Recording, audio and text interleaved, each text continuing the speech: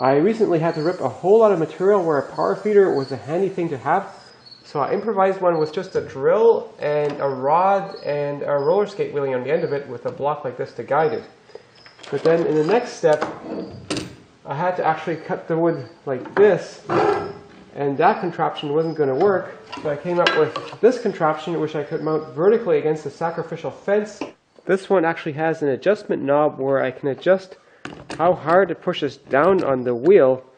But even so, this was slapped together rather quickly, so I thought I'd make a better version of it. But I'm going to reuse parts of this one. I got a bunch of different roller skate wheels here, and the question is, which of these is the grippiest?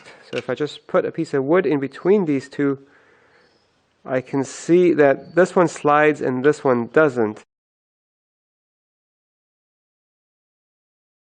Oh, but the red one seems grippiest of all because this one slides, this one doesn't. I have no use for the bearings in this one, and these are really cheap bearings too. So I have to mount that on this shaft somehow. I roughened up the end of that shaft rather imprecisely, and now I need a slightly undersized hole in the block of wood.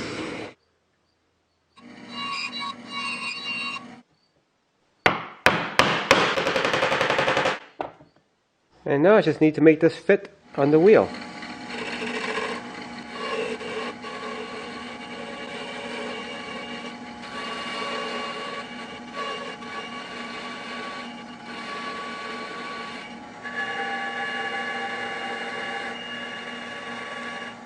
The last little bit just broke off from fitting this over and over again, but overall this works pretty good.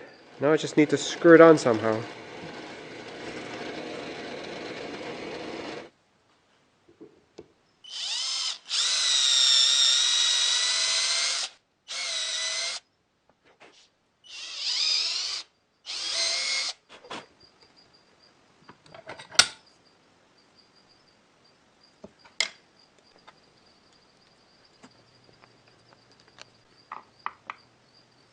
So this is my new drive wheel, which hopefully is even grippier than the old one. And in the old one, I just have the shaft going into the slot where I can move up and down. And in this part here, just pressed it down. It all runs at very low speed, so this hasn't been a problem. But I think it would be better if the shaft actually just turned in a hole and that part moved up and down instead of the slot in this part.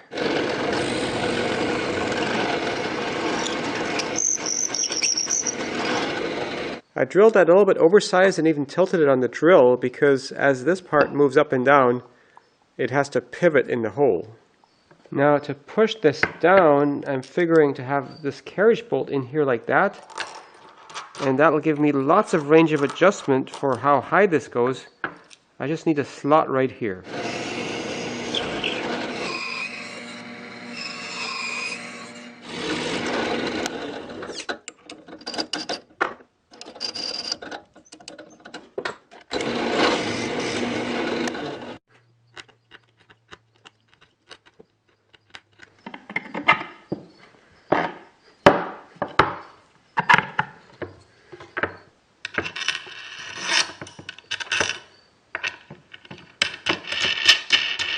This block is going to pivot like this, and I'll put the pivot hole right here. And it's going to pivot against this block here. So I want that screw hole right about here. I can barely see that mark.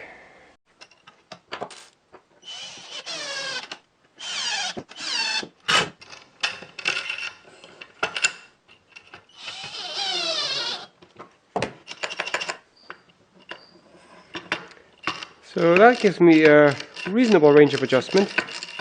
Now ideally I have this sticking out a fair bit here, and I will just reuse the washers and the spacer that I made for the last one. And I've polished this part of the shaft already so that it runs smoothly in the hole. And I was just thinking actually a little bit more overhang like this would be better. So I made a longer spacer out of hardwood.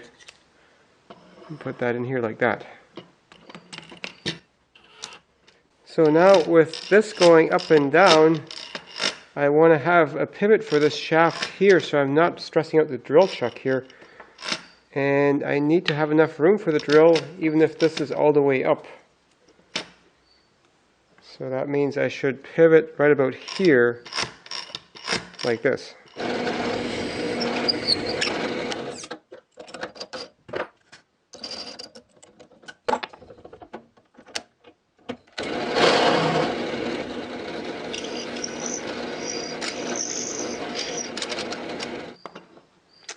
So these holes need to be quite slack so that this shaft can tilt by quite a lot. Now I don't want this part falling out when there's no drill attached. So I'm going to put a couple of washers in here, and I made this little collar for the last one. And I'm just reusing that. And there's a couple of screws on there that make it tight on the shaft. Now I got to decide which of these drills I'm going to optimize it for. These are both brushless drills, and they both regulate the speed very well even at low speeds. So if I just push the trigger down a little bit and then grab the chuck, it just really cranks up the power because both of these have a little computer inside. Whereas a drill like this, if I run it very slow and then grab the chuck, it has no power at all.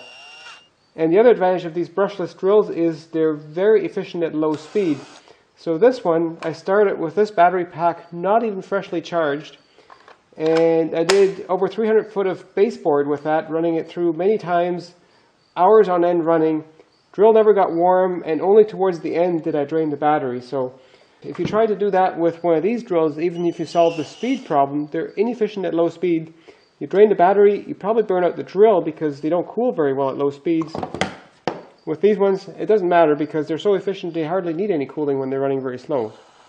Now, this drill has this annoying habit. If you push the trigger straight for probably about 5 minutes, it just stops. I don't know if this one has the same problem, so I'm going to do a test.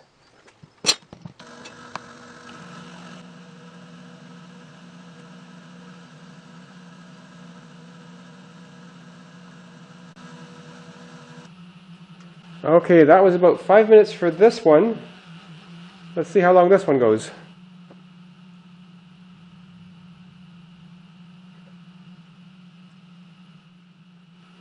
So it's now been 10 minutes and this one's still going. So I'm guessing that this one doesn't have this anti-izzy feature. And the air blowing out of it is still cool, so I'm pretty sure this one is also very efficient at low speed. Although I would have probably preferred to use this one for the motor for my power feeder because I don't actually like using this as a drill. It's just way too big and heavy. Now I need something to keep this drill from flipping over like this if it's turning in that direction. So I'm just going to reuse this part that I made for the old one and screw it on right here.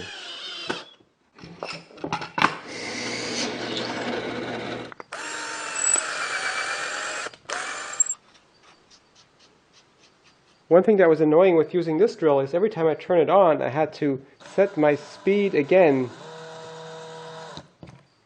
which is why I made this clamp here, and on that one I can set what speed I want on it, and I just put that on there, and I have my speed, and if I want it off, I take it off, and then when I put it back on, I have the same speed again. The only thing left to do is to try it out.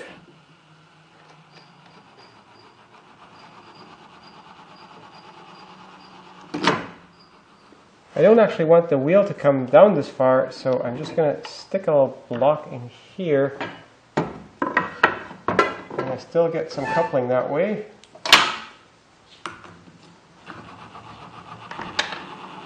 Oops.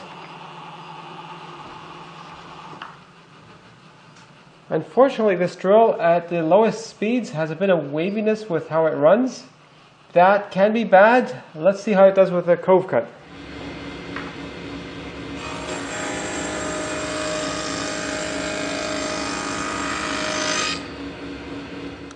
Not as bad as I thought it would be. Let's give it a few more passes.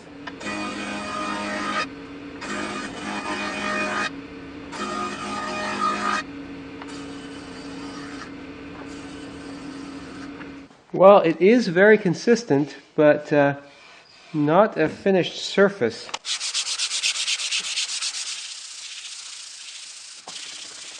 And after a minute of hand sanding, it feels really smooth, and the cut marks are just about gone. You can still see some right here. So that's my simple, minimal, homemade power feeder. I could, of course, try to make something more sophisticated with 2 rollers, so I could have an in-feed and an out-feed roller, or something with a gearhead motor and a whole bunch of wooden gears to reduce it to the right speed. But I don't need a power feeder very often, and I think this will serve me just fine. Oh, and one more thing. On my first one, I put the shaft in here at a slight angle, so that as I feed material like this, it pushes it away towards the fence. Only problem is I realized that was counterproductive because half the time I was feeding it this way, depending on what tool I was using. So it makes much more sense to have this shaft in straight, and then just to angle the whole power feeder to force it against the fence.